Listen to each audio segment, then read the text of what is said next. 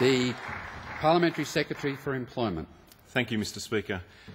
In 1957, a little girl's life was changed forever. She was 3 years old when her family was torn apart, when she was separated from her brothers and sisters and sent to St Catherine's Orphanage in Geelong. For the next 13 years, she lived in constant fear of being punished for every minor indiscretion and with the empty feeling of a childhood deprived of love. She wouldn't see her brother again for 40 years. Hers is one of 500,000 stories. Today is an important day for that little girl and the brave and determined woman that she became. Her name is Leonie Sheedy. And for the past 9 years, she's been fighting for an apology for that little girl and for others like her.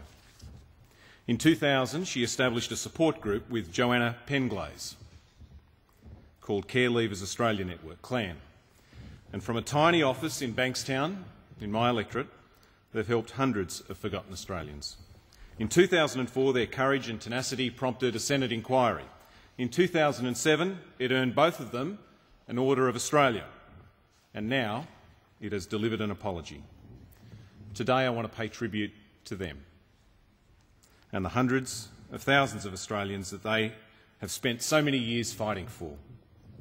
This really is your day.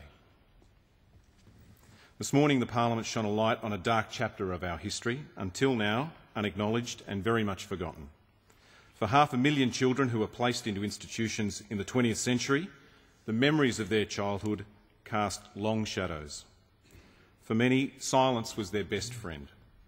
A woman named Kayleen told the Senate inquiry, "As a child, you learn to be quiet out of fear.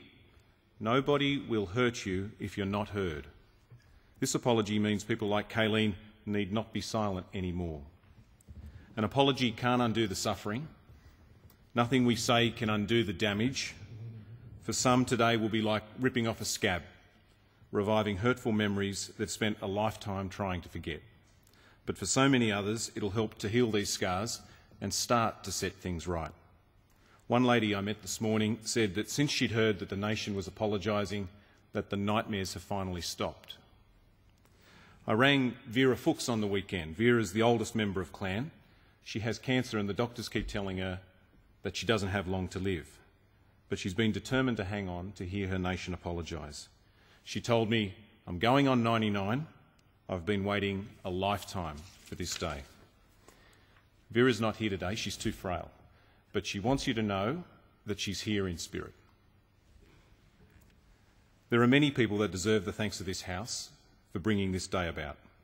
The senators who were forever changed by the evidence they heard. One of those was Andrew Murray, who took up this cause and is perhaps more responsible for this day than any other. In his valedictory speech, he asked Richard Marles and myself to carry on his work. We have both taken this responsibility very seriously. On behalf of hundreds of thousands of forgotten Australians, I want to thank you, Richard, for everything that you have done. Steve Irons, one of my best friends on the other side of the House, who's brought his own personal experience to bear and has helped to ensure that this day is everything that it is and that it should be. Jenny Macklin, for her caring heart and steely resolve. Abby Clark and Corrie McKenzie, for their support and assistance. Our Prime Minister and Leader of the Opposition, for their understanding and their stirring words. Caroline Carroll and the Alliance for Forgotten Australians, Harold Haig and Ian Thwaites, and finally, Leonie and Joanna. I was first drawn to this cause by them, by the force of Leonie's personality and by the force of Joanna's words. They helped me to understand.